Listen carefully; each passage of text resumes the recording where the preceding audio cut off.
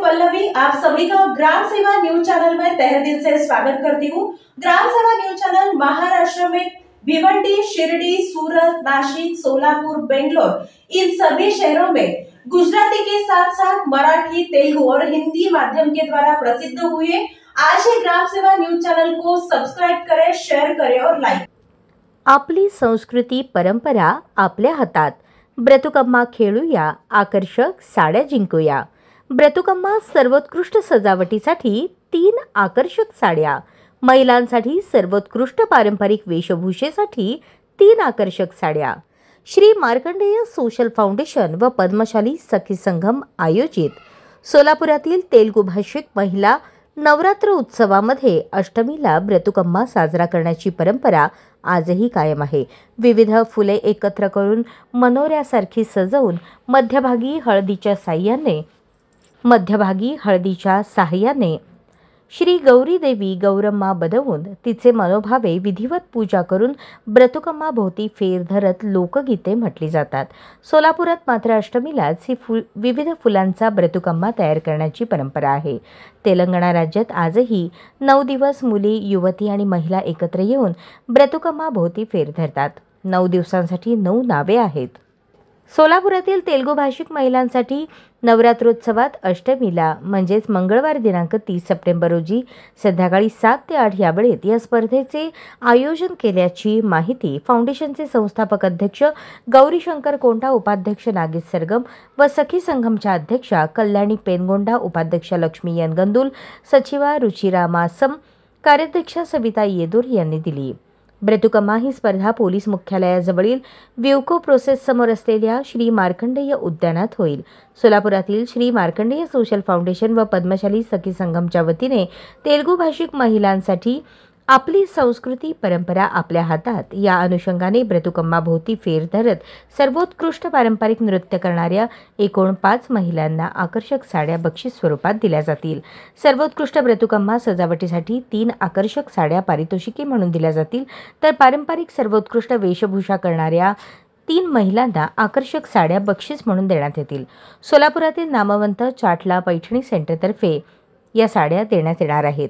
जगातील लोकसंख्येनुसार झाडे कमी प्रमाणात असल्याने पर्यावरणाचा समतोल बिघडत आहे। रोपे कशी लावावीत, त्यांचे संगोपन कसे करावे आदी बाबतीत पुणे येथील हरित मित्र परिवाराचे प्रमुख डॉक्टर महेंद्र घागरे हे मार्गदर्शन करणार आहेत। तसेच तेलुगू भाषिक महिलांना त्यांच्या कर्तृत्वाला उभारी देण्यासाठी लवकरच तेलुगुवारी रुचुलू फूड फेस्टिवल आयोजित करण्यात येणार आहे। फक्त तेलुगू भाषिक महिलांसाठीच हे असणार असून इच्छुकांनी गौरीशंकर कोंडा 90 21 55 14 31 यांच्याशी संपर्क साधावा। ब्रतुकम्मा उत्सवात जास्तीत जास्त तेलुगू भाषिक महिलांनी सहभागी व्हावे असे आवाहन फाउंडेशन व सखी संगमच्या सर्व पदाधिकारी व सदस्यांनी केले आहे।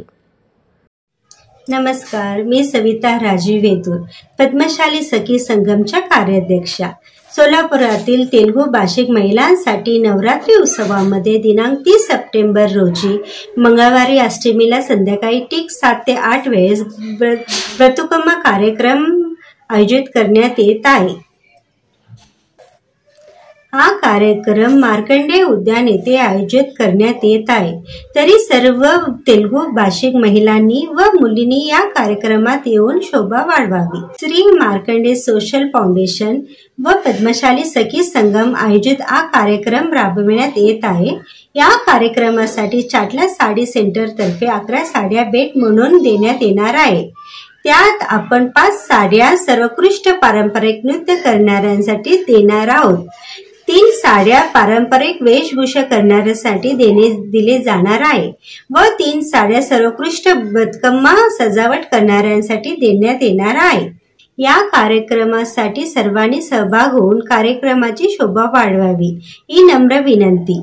पद्मशाली सखी संगमचे संस्थापक गौरीशंकर कोंडा, उपाध्यक्ष नागेश सरगम आणि पद्मशाली सखी संगमचे अध्यक्षा कल्याणी पेनगोंडा, उपाध्यक्षा लक्ष्मी यनगंदुल, सचिव रुचिरा मासम यांनी व्यक्त केले आहे।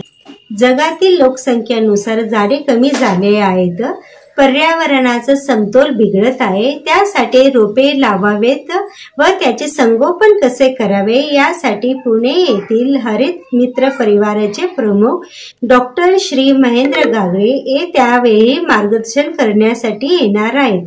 तसेच तेलुगू भाषिक महिलांना त्यांच्या कर्तृत्वाला उभारी देण्यासाठी लवकरच तेलुगू वारी रुचुलू फूड फेस्टिवल आयोजित करण्यात येणार आहे.